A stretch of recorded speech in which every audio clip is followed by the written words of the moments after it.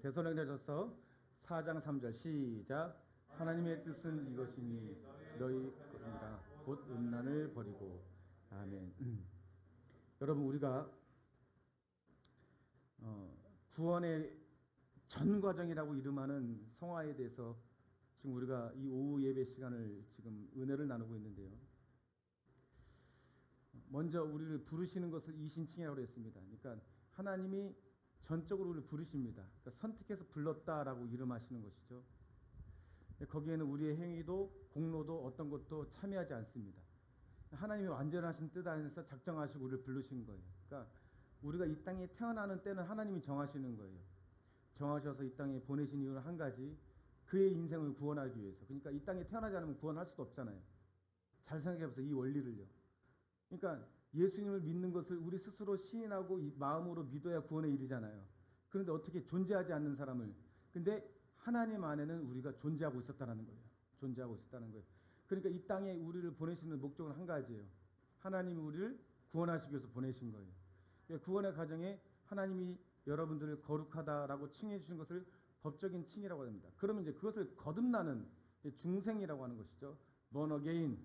그래서 거듭났다고 하는데, 거듭남의 증거는 뭐냐면, 한번 따라합니다. 하나님을 인식하는 것. 그러니까 하나님을 인식하는 것과 인식하지 못한 것의 차이는 대단한 것이죠.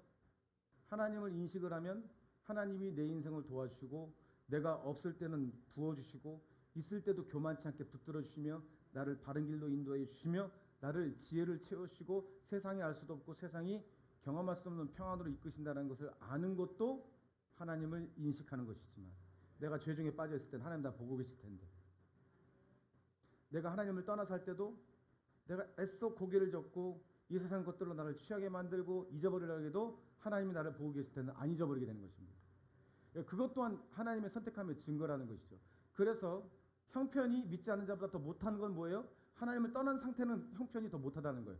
나에게는 하나님이 계실 수밖에 없으니까, 그분이 나를 떠날 수 없으니까, 그걸 알면서도 나는 그 자리를 떠나 있으면 내 마음이 갈피를 못 잡고 내 마음의 평안과 기쁨이 회복되지 않는 것이죠. 그래서 그걸 born again, 중생이라고 하는 거예요. 그래서 하나님의 인식을 하고 사는 것, 그래서 중생이라고 하는 것입니다.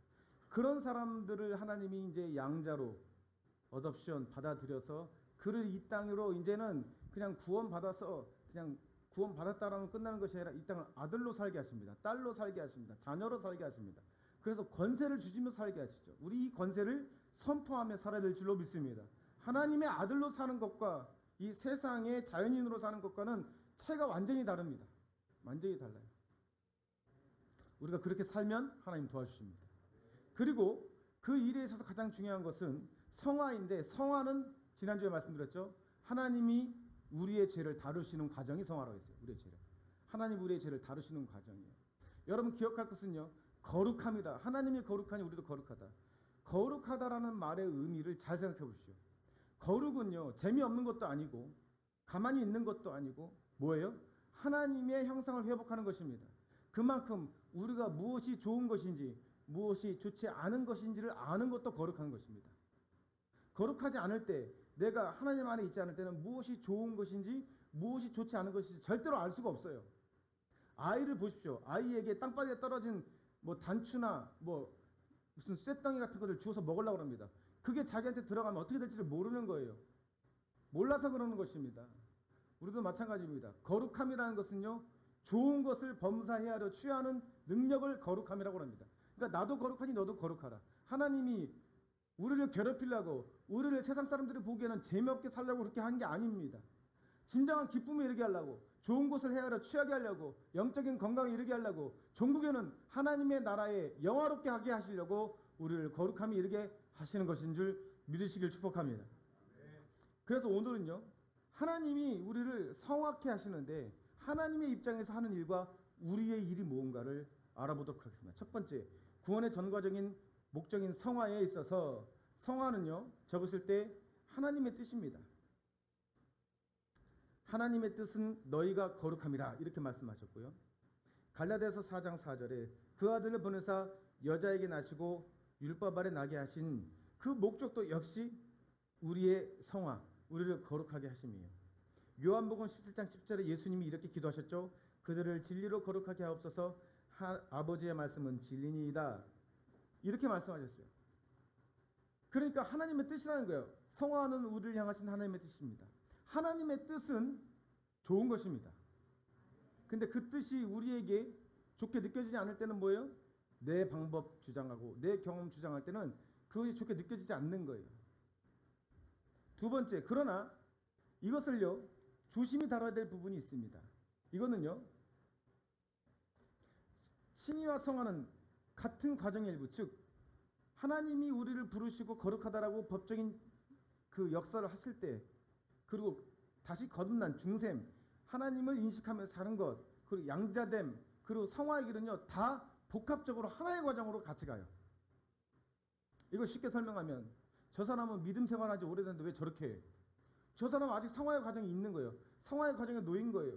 그래서 어떤 사람은 믿자마자 정말 10년, 20년 믿음보다 더 잘 믿고 더 뜨겁게 신앙생활하는 사람도 있잖아요. 근데 그 사람도 시간이 지나면 또 다시 떨어져 있을 때도 있습니다. 이거 뭐냐면 그 사람이 성화의 과정을 겪는 거예요. 그러니까 이 과정이 그냥 순서대로 싱이, 거듭남, 양자됨, 성화 이렇게 가는 것이 순서를 이렇게 우리가 배열하기 시작하면 우리의 신앙생활이 어려움을 겪습니다. 대부분이 그래요. 네가 이 정도 됐으면 이렇게 돼야지. 아닙니다. 하나님 편에서는요. 여러분 생각해 보십시오. 우리가 신앙생활하다 실망할 때가 있죠. 제 자신한테 실망해요. 나 자신한테. 그런데요. 생각해 보십시오. 여러분 첫 번째 변한 게 무엇입니까? 예전에는 인지하지 않았고 인식하지 않았고 그냥 내 마음대로 살았습니다. 근데 지금은 하나님을 인식하고 살죠. 두 번째는 뭐예요? 죄가 내 안에 일어났을 때 그 죄가 예전보다는 다 줄어들었습니다. 그 죄와 싸우려고 하죠. 그 자체가 성화입니다.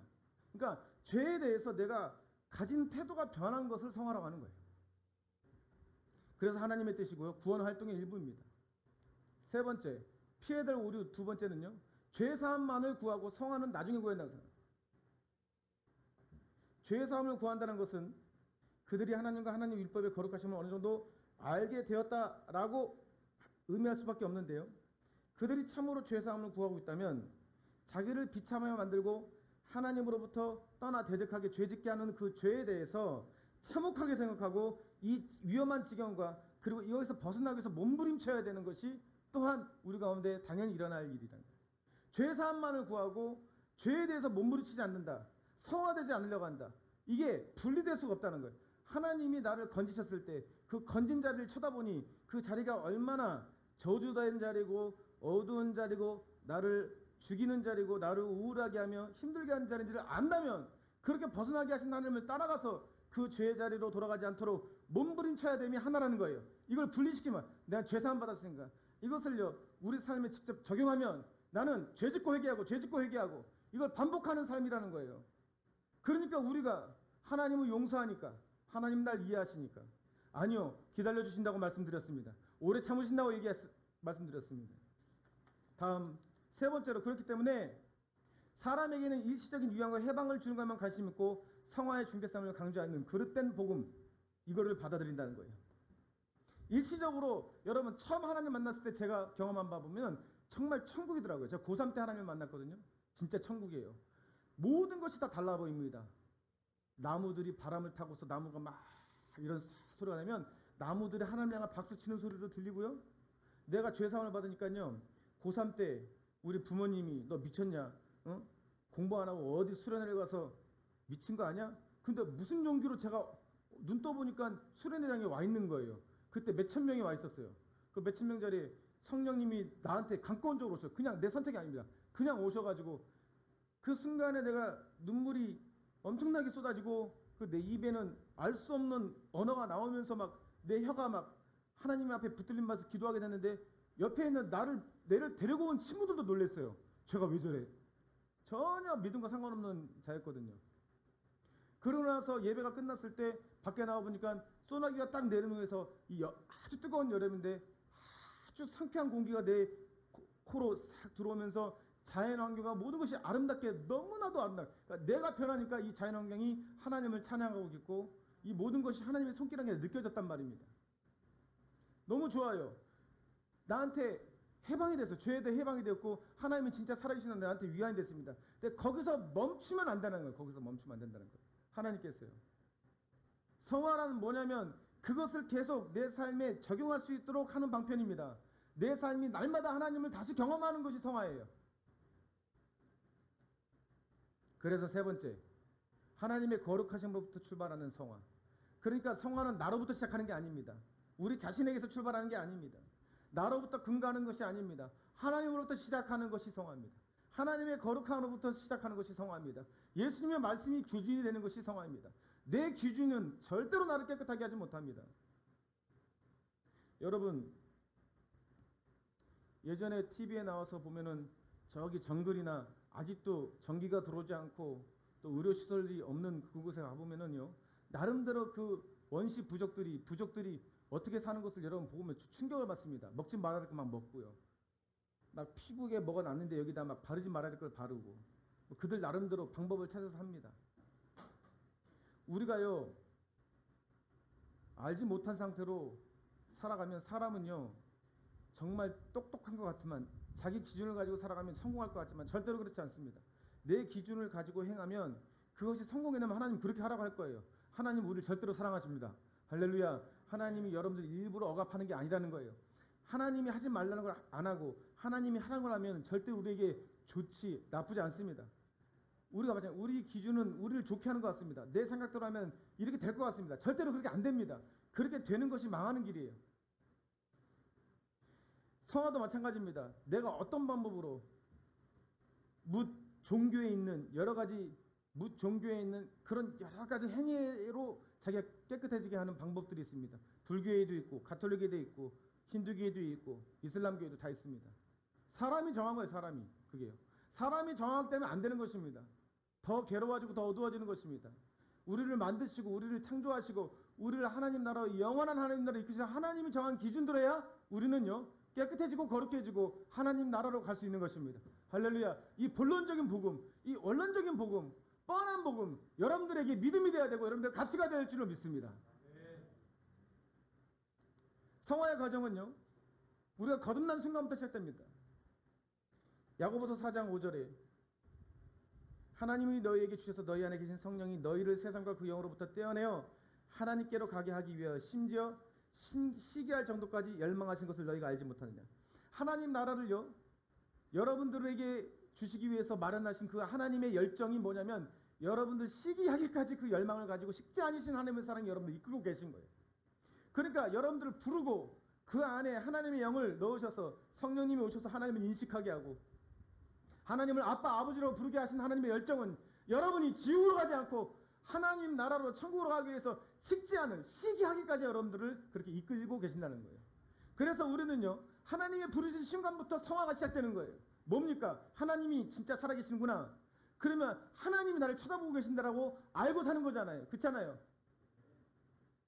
그게 성화라고요. 하나님이 나를 쳐다보고 계시는구나. 그러니까 말을 이렇게 해야지. 행동을 이렇게 해야지. 보는 것을 가려서 봐야지. 내 생각도 가려서 생각해야지. 성화는 어느 정도 지난 목사나 전도사나 강도사나 무슨 권사나 직분을 받은 사람이 성화하는 게 아닙니다. 수많은 젊은 사람들이 그래요. 나는 늙으면 새벽 예배 나갈 거야. 아닙니다. 아닙니다. 그게 아닙니다. 뭔가 재미 다 즐기고 하겠다는 거 아닙니까? 그렇게 되지가 않습니다. 인생이 그렇게 되지가 않습니다. 여러분, 하나님으로 있는 하나님께 속한 즐거움을 찾으시길 축복합니다. 하나님의 모든 것이 있습니다. 주님.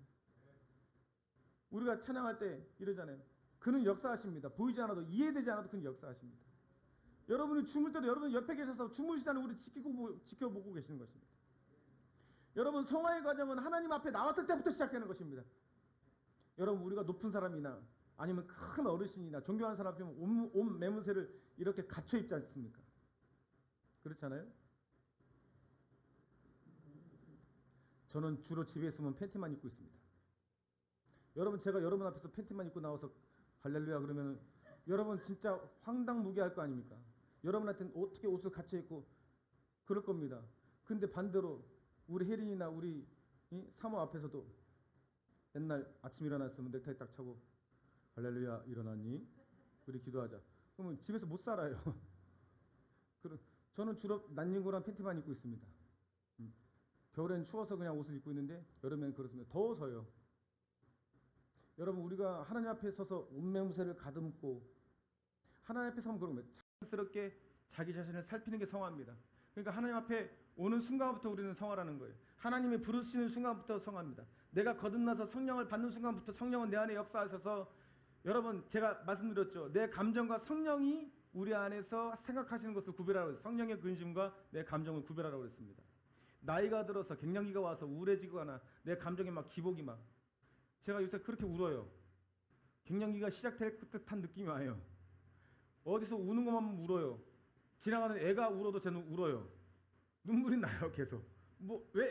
왠지 모르겠어요. 그러니까 나이가 변하는 거죠. 나이가 제 몸을 변화시키는 거죠. 감정적인, 이건 감정이에요.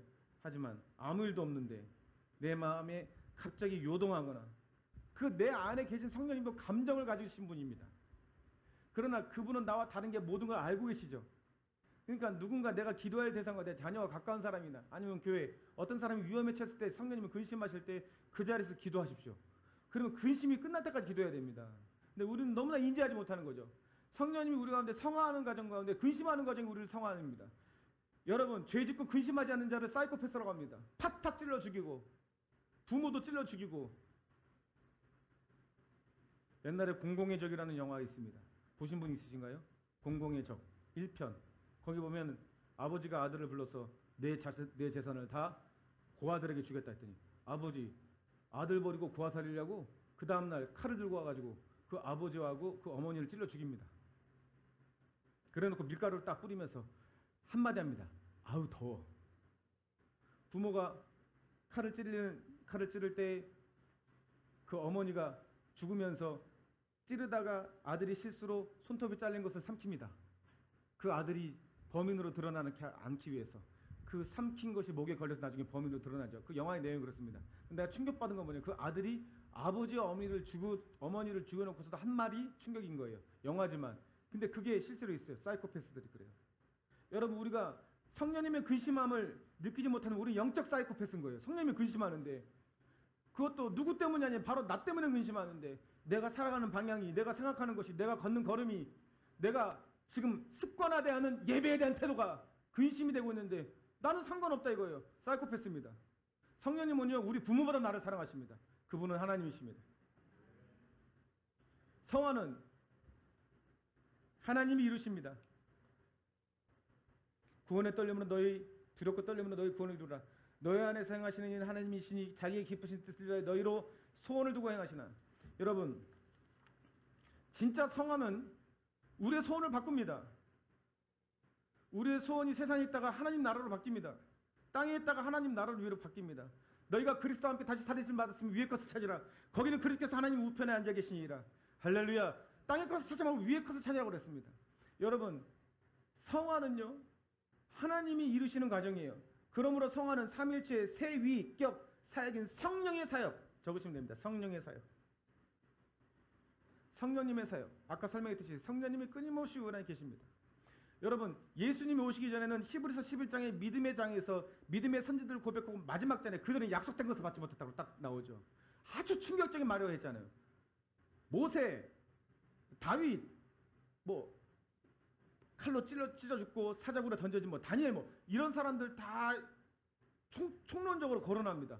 그 말씀을 보면 우리는 뭐예요? 야, 내가 어떻게 믿음으로 살아? 저런 위대한 사람이 있나? 저렇게 살았구나 하는데 충격적인 말이에요. 그들은 약속된 것을 받지 못했다 그래요. 우리가 아니면 이루지 못한다는 거예요. 완전하지 못한다는 거예요. 우리는 무엇을 받았습니까? 예수님이 약속하신 성령님을 받았다는 거예요.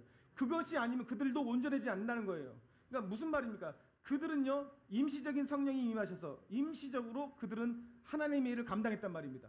그러니까 임시적으로 들어갔다가 나오셨단 말이에요. 근데요, 지금은요, 하나님 우리 안에 계셔버립니다. 할렐루야. 그래서 성령 하나님 따라합니다. 성령, 하나님. 크게 따라합니다. 보혜사. 우리 안에 계신다는 거예요. 우리 안에 계셔서 성화의 과정을 계속 이끌고 계신다는 거예요. 그러니까 하나님이 하시는 일이에요. 이건 하나님이 하시는 일. 그런데요, 마지막으로 마치면서 우리는 뭐냐면 그런 하나님을 소원해야 되는 것입니다. 그런 하나님을 소원하고 행동해야 되는 거예요. 내게 소원을 주신 분이 얼마나 귀한 분인지 알면, 여러분 제가 잔소리해서 죄송합니다만, 여러분 교회는 예수 그리스도의 몸입니다. 믿으시면 아멘 하시기 바랍니다. 몸을 돌보는 것이 가치가 없습니까? 여러분 교회는요, 물론 예수님이 머리시고 주인이십니다. 하지만 목사보다 더 주인이 성도님들이십니다. 제가 말씀드렸죠. 여러분들은요 활주로 같은 분들이에요. 누가 새로 오든 간에 그 활주로를 통하지 않고는 그들은 안착할 수 없습니다. 활주로가 망가졌으면 비행기는 뜨다가 기름 떨어지면 떨어져 버립니다. 무슨 말이냐면, 왔다가도 활주로가 여러분들이 터전이 흔들리고 여러분의 기반이 흔들려 있으면 떠서 내려오지 못하고 그냥 잠시 잠깐 그 위에서 머물다가 떨어져 버려요. 하나님은 그 책임을 우리에게 묻습니다. 지금까지 우리 교회가 이렇게 된 주인으로 삼은, 이 교회의 터전으로 삼은 성도들이 지금까지 딱 있는 거예요. 이제는. 그래서 11월 달에 선포한 거예요. 이 활주로에 내려서 안착해서 연착륙해가지고 믿음의 생활을 할 수 있는 분들을 보내주시옵소서. 그게 우리 때문이 아니라 하나님의 영광을 위하여, 하나님 나라 확장을 위해서 그렇게 하시옵소서 하는 거예요. 주인 의식과 주인 행세는 다르다고 했죠. 주인 행세는요 시키는 것입니다. 하지 않고, 주인 의식은요 자기가 해요. 왜냐하면 사랑하기 때문에, 자기 것이기 때문에. 여러분 교회를 돌보는 일에 바로바로 금땡이가 뚝뚝 떨어지고 다이아몬드가 뚝뚝 떨어지고 막 그러면 여러분들 일하러 가는 발걸음은 몸이 아파도 하잖아요. 시간이 없어도 돈 벌러 가기 위해서는 어떻게든 하잖아요. 하지만 주의 몸을 돌보고 교회를 돌보고, 여러분들 목사는요 여러분들의 흔적을 보면서, 여러분들의 눈물을, 여러분들의 땀, 여러분들이 기도한 흔적을 보면서 위안을 받습니다. 그게 가장 큰 의미예요. 여러분들이 변화되는 것, 여러분들이 세상에서 떠나서 하나님의 품에 안기는 걸 보면서 위안을 받습니다. 그거 말고는 없어요. 정말로. 내가 은혜 받고 내가 쉬고자, 내가 하기 싫어서 여러분들한테 하자, 이런 말이 아닙니다. 절대 그렇게 생각하면 하지 않아도 됩니다. 안 하셔도 돼요. 저를 경험한 분은 알 거예요. 저는 한번 하나님이 하자고 하면 합니다. 계산 안 합니다. 손해봐도 합니다. 여러분들 가치가 어디 있습니까? 하나님은요 세상에 줄 수 없는 걸 주십니다. 여러분 돈 주고 살 수 없는 건강과 평안과 기쁨과 마음의 평안을 주십니다. 그리고 소망을 주십니다. 오전에 나눴던 받듯이 하나님을 바라보고 성장하는 것은 끝이 없습니다. 그분이 얼마나 완전하고 그분이 얼마나 좋으면 우리에게 끊임없이 추구할 수 있는 목적을 가진 것이 얼마나 행운이고 행복인가를 여러분들 기억하시기 바랍니다. 하나님은 끝이 없습니다. 그분을 향하여 달려가는 길. 다시 한번 설명할까요? 우리 호창수 형제님께 물어볼게요. 호창수 형제 차 올 때 되게 기대했죠. 언제 오지? 나도 기대했잖아요. 나도. 내 것도 아닌데 막 언제 나와 차? 언제 나와 그랬잖아요. 정말 번듯한 좋은 차를 사는 것에 대해서 나도 기쁘더라고요. 그렇잖아요. 가만히 기억해 보세요. 그 차가 오기 전 그때가 가장 행복합니다. 사실은. 차 오면요 그때부터 호영자가 이런 말 하더라고요. 차 주위를 둘러보고, 아침마다 둘러보고, 뭐가 기스가 났나, 어디다 세워야 되죠? 목사님 어디가 제일 안전한 곳이죠? 그때부터는 자기 에너지가 거기에 쏟아지는 거예요. 그러니까 차라리 그 실체가 없을 때가 더 상상하면서 그 차를 가지고 여행 가는 거, 사랑하는 우리 조건차가 여행하는 거, 뭐 누구를 태워다 주는 거, 그런 상상 속에서 사실 가장 행복한 시간은 그때 끝난 거예요. 오면은요 차 닦아야 되죠. 기름 넣어야 되죠. 청소해야 되죠. 제가 생각보다 자기가 청소를 안 한다고 하시더라고요. 우리 호영제가. 이사 갈 때 작은 아파트에서 큰 아파트로 가기 전날이 가장 행복한 날입니다. 가면 더 큰 데가 보입니다. 우리에게 끊임없이 목적하고 추구할 수 있는 하나님이 우리의 하나님이라는 것이 여러분들에게 행운이고 행복이라는 것을 여러분 이해하시길 축복합니다. 하나님은 그렇게 일하고 계시는 거예요. 말씀 마치겠습니다. 여러분 성경을 왜곡하지 마십시오. 성경은요 여러분들을 강하게 책망하기도 합니다. 목사를 왜곡하지 마십시오. 여러분들의 귀에 맞는 것, 여러분들의 마음을 응원하고 여러분의 자아를 응원하는 목사는 가짜 목사입니다. 저는 이 자리에 다시 한번 약속합니다. 여러분과 섞여 있을 때 저도 똑같이 약해요. 내가 어저께 누군가 얘기했어요. 저도 은혜를 받는다고. 우리 권사님들에게도 은혜를 받아요. 우리 최 권사님, 유 권사님 보면서 은혜를 받아요. 내려가서 여기 서 계시면요, 여기서 하나님이 여기 쓴 사람을 사용하는 것입니다. 주변에 내가 이 자리에 있다가 내려가서 물론 질서는 있죠. 여러분 이 질서 안에서 움직이셔야 됩니다. 갑자기 유견사님이 목사님 저 다음 주에 내가 설교할게요. 그럼 어떻게 되겠습니까? 그렇게 할 수 없는 거예요. 그냥 하나님이 정하신 방법 안에서 우리가 그 범위 안에서 목사에게 하나님이 지시하신 대로 그렇게 하는 것이 교회예요. 그래서 기도 자리를 부탁드리면 기도를 하셔야 되는 것이에요. 교회를 이렇게 섬겨달라고는 좀 그러니까 그것이 여러분들이 알잖아요. 여러분들 분명히 안다고 했잖아요. 목사가 돈 때문에 우리 문정균 안수집사님 그랬잖아요. 안다고 목사님이 이상한 거 시키면 안다고. 그래서 제가 얘기했죠. 본인이 하기 싫어서 이거 이상한 거 아니에요. 그것도 구별하시라고. 본인이 하기 싫으면 이상한 거예요. 본인이 하고 싶으면 합당하다고. 그것도 분별해야 되지만 여러분 전체적으로 만약에 제가 돈이 목적이고 제 영달이 목적으로 여러분들을 계속 짜내고 막 이런 것은 여러분 알아요. 그거 따라가지 않아도 돼요. 하지만 하나님의 영광을 위하여 여러분들이 묵히고 가지고 있는 것 때문에 여러분들을 죽이고 누르는 거 여러분들 하나님이 시키는 대로 하시는 게 복입니다. 하나님 다 아세요. 하나님 속지 않으십니다. 난 이거는 좀 그래 드리기가 난 이거 좀 아까워 내비두고 다 쓰고 남은 거 하나님께 들어오고 처리하기 힘든 거 하나님께 들고 오고 그런 거 하나님은 속지 않으십니다. 여러분들 삶이 진정으로 하나님을 최우선으로 같이 두면 하나님도 여러분들을 최우선으로 도우실 거예요. 하나님 나 적당히도 최우선으로 그건 내 죄된 마음이기 때문에 그걸 두고 보지 못하시는 하나님의 거룩함도 여러분들 아셔야 되는 거예요. 성경을 오해하지 마십시오. 성경 여러분 책망하기도 하지만 그러나 그 책망도 잘 되라고 하시는 것입니다. 주님 안에 있어야 잘 됩니다. 여러분 부탁드립니다. 우리 교회 하나님 경험해야 됩니다. 경험하려면 하나님 말씀대로 하십시다. 내 마음에 안 들어도 하십시다. 한 걸음만 해보세요. 한 걸음. 우리 최 권사님한테 계속 부탁을 드리잖아요. 걸으라고. 여러분 걸을 수 있으면 걸어야 됩니다. 한 걸음이 안 돼요. 한 걸음이. 저는 걷는 게 습관이 됐어도 걸으라고 하면 주저가 돼요. 힘드니까. 한 걸음, 두 걸음, 세 걸음, 네 걸음이 배수의 진이 됩니다. 집에서 멀어지니까. 그러면 한 걸음, 두 걸음, 세 걸음, 네 걸음이면 여덟 걸음이잖아요. 돌아오려면. 그렇잖아요. 어디 가서 차를 가지고 오지 않는 한. 그렇잖아요. 10걸음, 20걸음, 50걸음 그러면요. 그때 목표가 생깁니다. 난 집으로 가야 된다. 가는 만큼 목표가 집이 되는 것이에요. 걷다 보면요. 걷는 것이 나한테 힘이 됩니다. 피가 돌고 심장이 뛰고 땀이 약간 좋은 땀이 나기 시작하면서 내 마음과 생각이 정리가 되기 시작해요. 절대로 세상 음악을 듣거나 이렇게 걸으시면 안 돼요. 그리스도인들은. 그냥 찬송을 듣거나 아니면 없이 묵상하면서 자연을 보면서 걸으라고 했어요. 부탁드리는 거예요.